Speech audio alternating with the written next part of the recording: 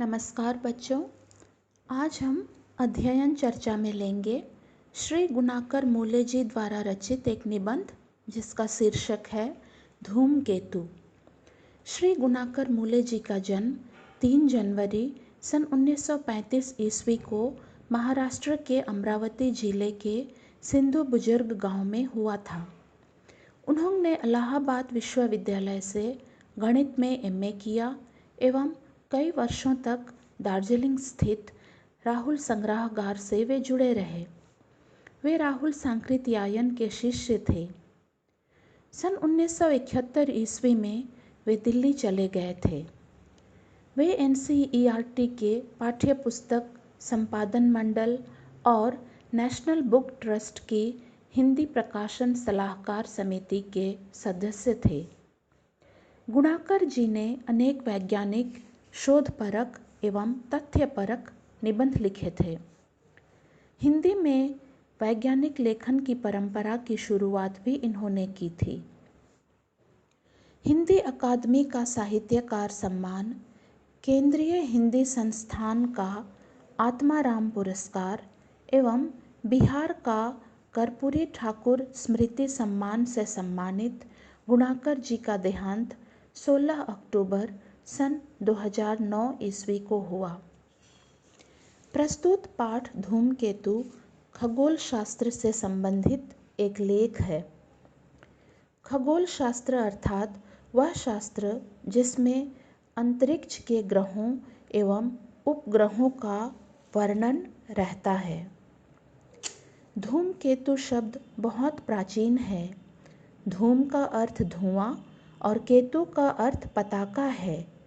आकाश में धुएं का पताका के समान जो उल्का दिखाई देता है उसे धूमकेतु कहते हैं। धूमकेतु एक बर्फीली गैसों एवं धूली कणों का गोला है। धूमकेतु को पुच्छल तारा या उल्का भी कहते हैं एवं पाश्चात्य ज्योतिष में कॉमेट कहते हैं। कॉमेट शब्द की उत्पत्ति यूनानी भाषा के शब्द कोमेते से हुई है जिसका अर्थ है लंबे बालों वाला। धूमकेतु का उल्लेख अथर्ववेद और महाभारत में भी हुआ है। महाभारत में धूमकेतु के बारे में लिखा गया है कि महाभयंकर धूमकेतु जब पुष्य नक्षत्र में पहुंचेगा तो भयंकर युद्ध होगा। 6वीं शताब्दी में भारत के जाने माने ज्योतिषी वराहमिहिर ने बृहत संहिता की रचना की थी जिसमें धूमकेतुओं के शुभ अशुभ फलों का जिक्र है। आमरोई पेरी ने अपनी पुस्तक आकाश के राक्षस में लिखा है कि सन 1528 ईस्वी का धूमकेतु इतना भयंकर था कि लोग डर के मारे बीमार पड़ गए और कुछ लोग मर गए। सन 1577 ईस्वी में यूरोप के ज्योतिषी तीखे ब्राहे ने सिद्ध किया कि धूमकेतु पृथ्वी से बहुत दूर होते हैं, चंद्रमा से भी दूर। एडमंड हेली जो एक प्रसिद्ध खगोलविद थे, 15वीं शताब्दी में उन्होंने भी धूमकेतु के बारे में कई जानकारियां दी। वे सर आइजैक न्यूटन के मित्र थे एवं हेली ने न्यूटन के गुरुत्वाकर्षण के प्रकाशन में भी काफ़ी सहयोग किया था। हेली ने सन 1682 ईस्वी में एक धूमकेतु देखा था। उन्होंने बताया था कि ग्रहों की ही तरह धूमकेतु भी सौर मंडल के सदस्य हैं एवं वे सूर्य की परिक्रमा करते हैं। उन्होंने पुराने स्रोतों से इस बात का पता लगाया कि धूमकेतु कब कब दिखाई दिए थे।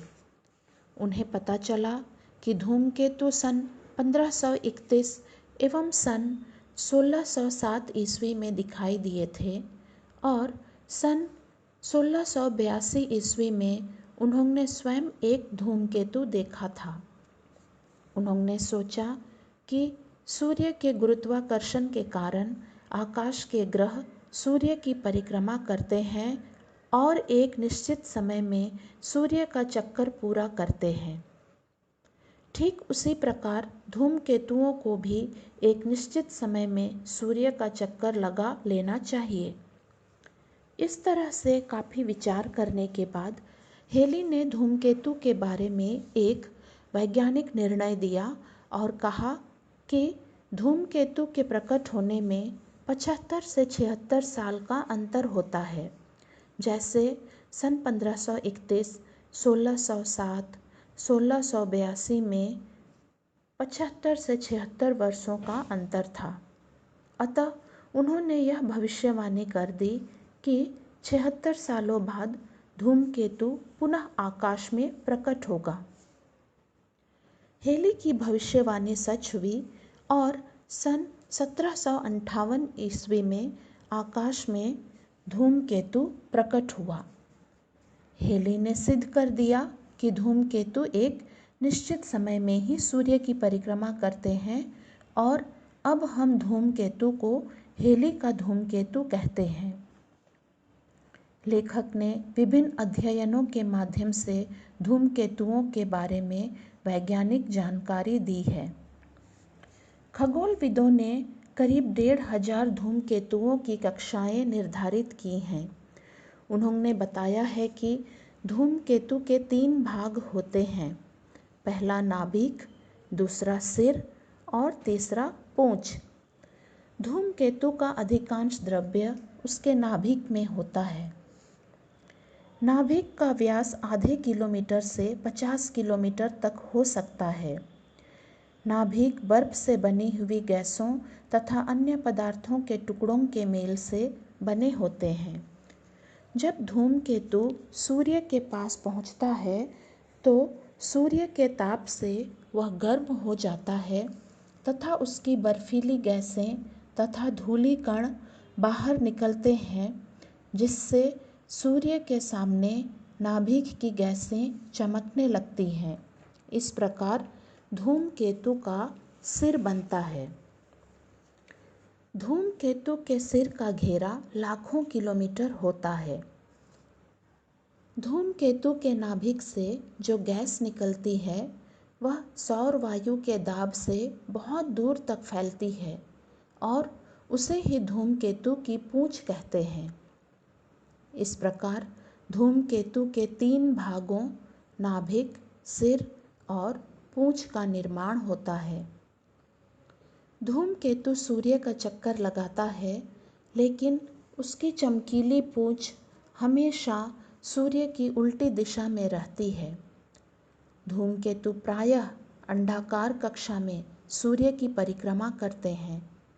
कुछ धूमकेतु जो छोटे अंडाकार कक्षा में सूर्य की परिक्रमा करते हैं, वे 3 से 10 साल के अंदर ही सूर्य की परिक्रमा कर लेते हैं और सूर्य के प्रभाव से जल्दी खत्म भी हो जाते हैं।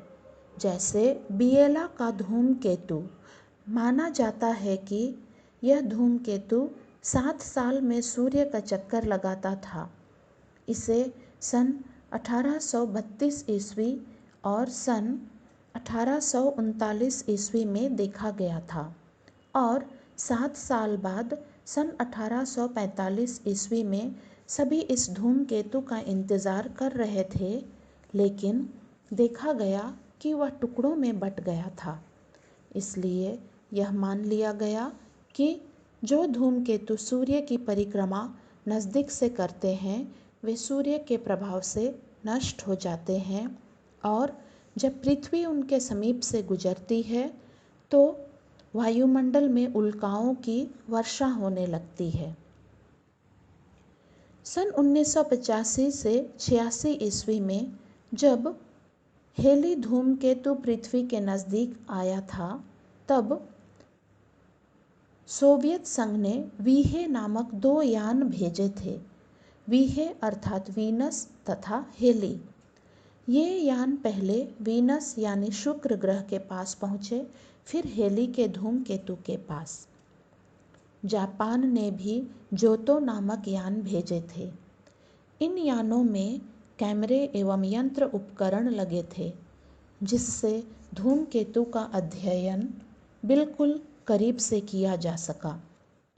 उस समय मिली जानकारी से यह पता चला कि धूमकेतु का नाभिक 16 गुना 9 किलोमीटर है। इस धूमकेतु से प्रति सेकंड 10 टन धूलि और 30 टन गैसें उत्सर्जित होती हैं, जिससे धूमकेतु के पूंछ का निर्माण होता है।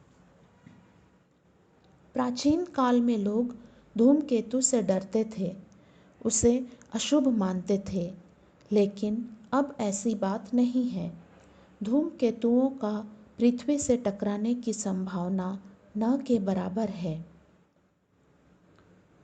जिन विकसित देशों ने अपने यान अंतरिक्ष में छोड़े, उनसे जो जानकारियां प्राप्त हुई हैं, उससे यह स्पष्ट हो गया कि धूमकेतु भी अन्य ग्रहों की तरह सौर मंडल के सदस्य हैं और अन्य ग्रहों की तरह ये भी सूर्य की परिक्रमा करते हैं। अतः इससे हमें डरने की आवश्यकता नहीं है। इस प्रकार यह पाठ समाप्त होता है बच्चों। धन्यवाद।